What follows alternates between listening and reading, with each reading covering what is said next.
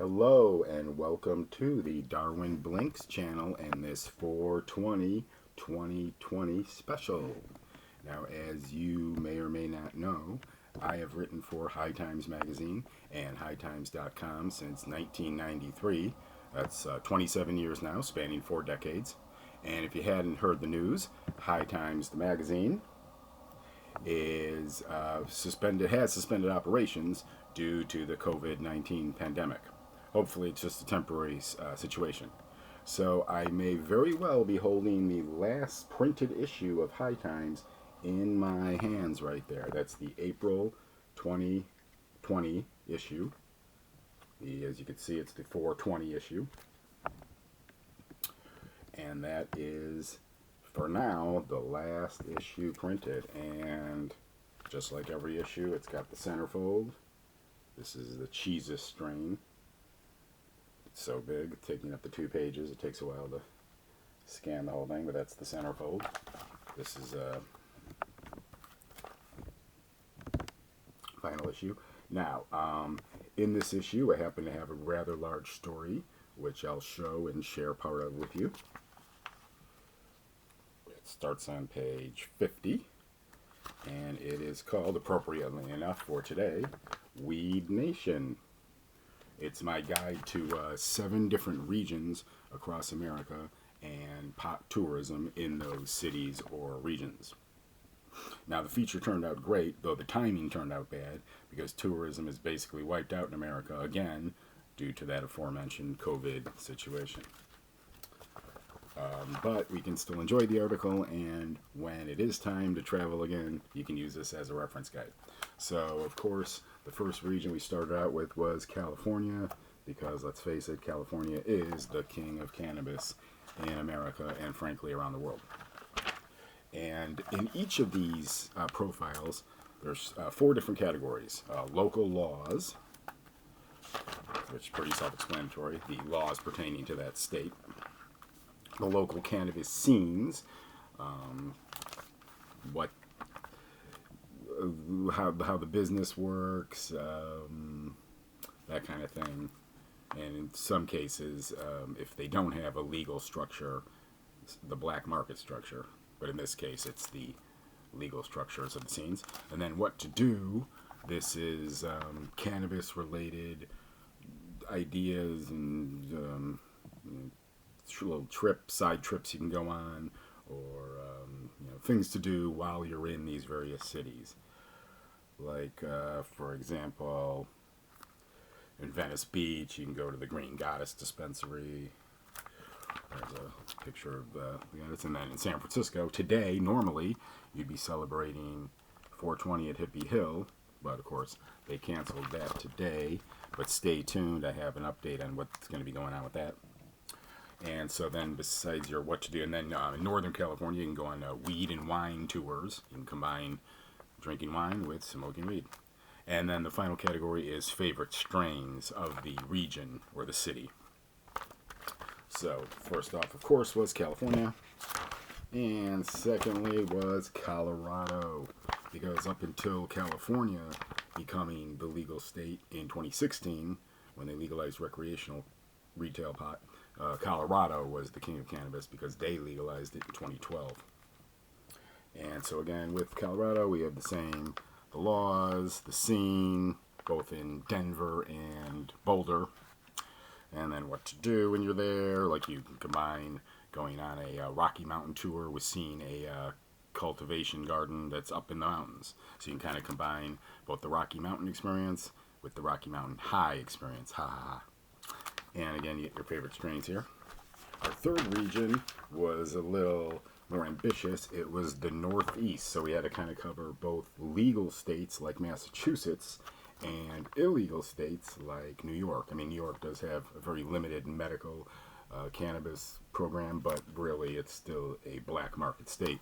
And in fact, we talk about that in the scene section, where New York is holding these loft space private brownstone parties across boroughs like Manhattan and Brooklyn, where they have weed parties. So basically, it's legal inside these houses, but not you can't buy it at a regular store like you can in Denver or LA or San Francisco.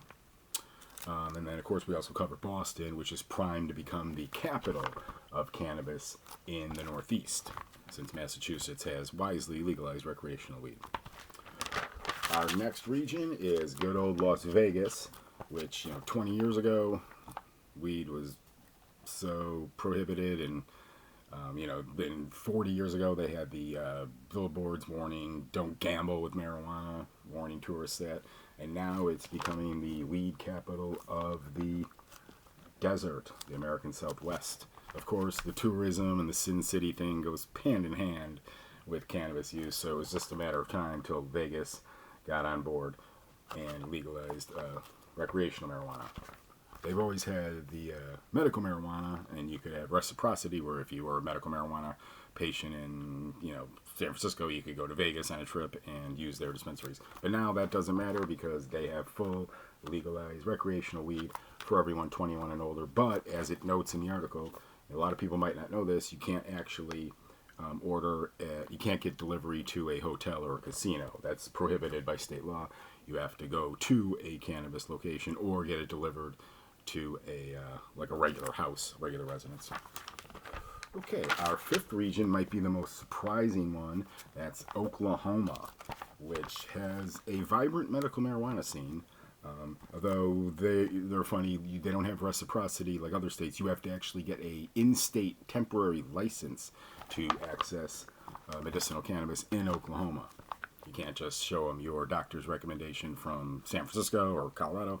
You have to get a in-state special license from Oklahoma. So that's something to know if you ever visit there and you want to get some medical marijuana.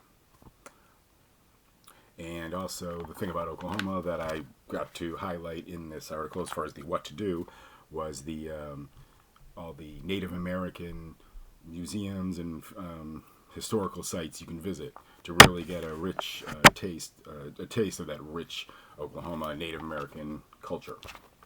All right. Now, number 6, we wrapped it up with the two Washingtons. Washington, the nation's capital, and then Washington State. So first we started with Washington, D.C. on the East Coast, the nation's capital, of course. And another interesting thing about D.C. is even though they have legalized recreational cannabis for use, they didn't allow stores because Congress, the U.S. Congress, controls Washington, D.C. basically.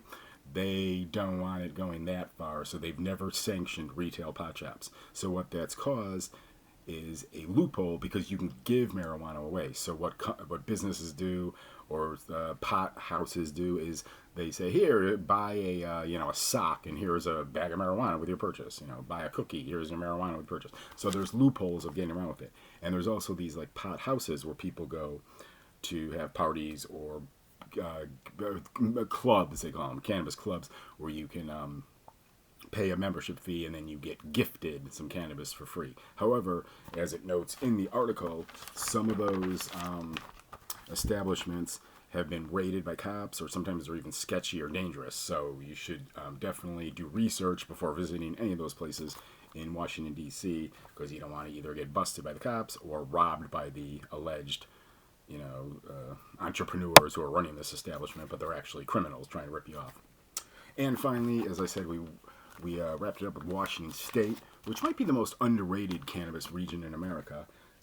It's not as well known as Denver or LA or even Vegas now, but really Washington State has been a major cannabis producer for many years. They've been a medical marijuana state for 2 decades, and so they have a very vibrant scene. It's mostly indoors there, but still a very vibrant scene. And they have the Hemp Fest, which is one of the biggest cannabis rallies and pro-cannabis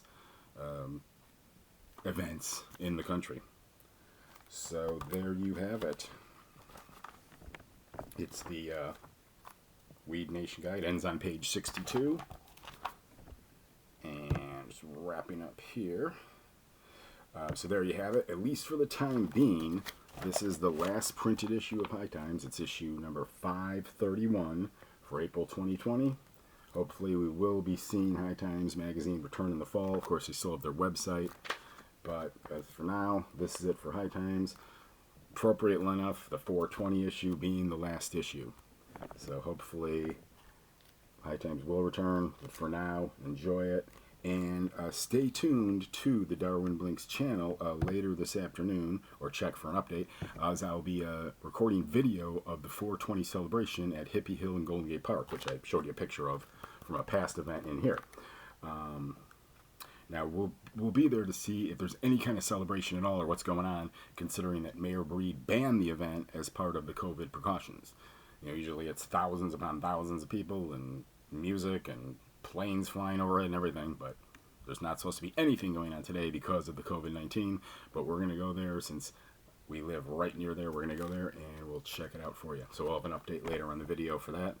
But as always, thanks for tuning in to the Darwin Blinks channel, and have a great 420.